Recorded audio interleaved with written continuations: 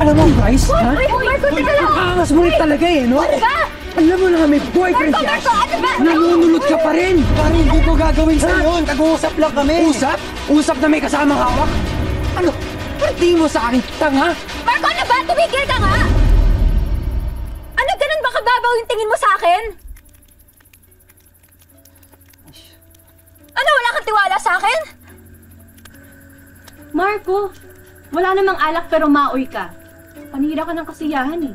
Thanks for ruining the night, ha? Eh di sana hindi ka na lang sumunod dito kung magkakalat ka lang ng kanagahan. Okay. Eh di kayo na masaya. Enjoy.